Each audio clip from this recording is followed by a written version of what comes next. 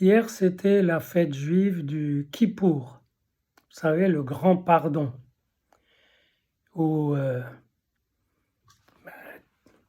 tous les fidèles, tous les, les juifs qui tiennent à cette tradition et font des prières, des vœux, des appels au divin pour qu'il pardonne. Ça veut dire quoi, qu'il pardonne?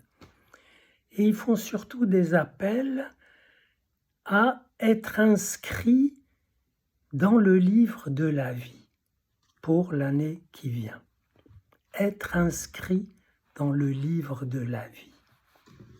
C'est drôle. C'est déjà une façon de prendre la vie comme un livre ouvert pour être lu. Il y a ce qui s'est passé, ce qui se passe, mais aussi pour être écrit, pour que émergent des inscriptions, des écritures neuves. Or, inscrire des choses dans la vie, faire que les choses que l'on vit ou que l'on fait s'inscrivent dans la vie, s'inscrivent comme vivantes, poursuivent l'écriture du livre de la vie, il faut un certain travail. Voilà.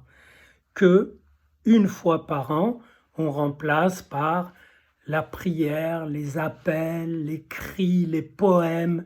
Des poèmes qui ont été écrits pendant 20 siècles sont convoqués, sont lus, sont chantés, sont évoqués pour mobiliser une espèce d'intensité symbolique qui viserait donc, d'une part, le pardon.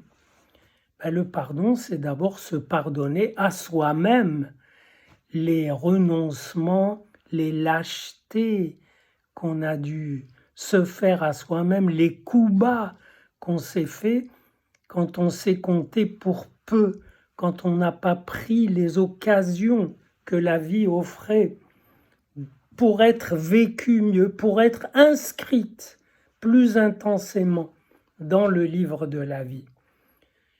Et ça, c'est impardonnable.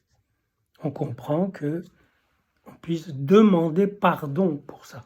On demande pardon au Dieu biblique, qui est aussi le Dieu des chrétiens, qui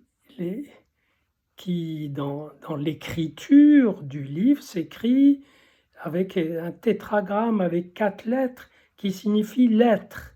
L'être étant, été à être. Donc, on lui demande le pardon. Ça veut dire on veut être pardonné. On veut être dans la sensation d'être pardonné. Donc, d'être dégagé de sa culpabilité. Sa culpabilité envers soi-même, pas envers les autres. Envers les autres, le Kippour, il ne pardonne pas. Si vous êtes fautif envers tel autre, c'est tel autre qui peut vous pardonner. Et c'est à vous de créer la rencontre pour que ce soit possible. Non, on parle des fautes envers l'être. Or, vous êtes une part d'être, un potentiel d'être. Donc, ce sont des fautes envers vos possibilités qui ont été tordues, piétinées, méconnues, malmenées.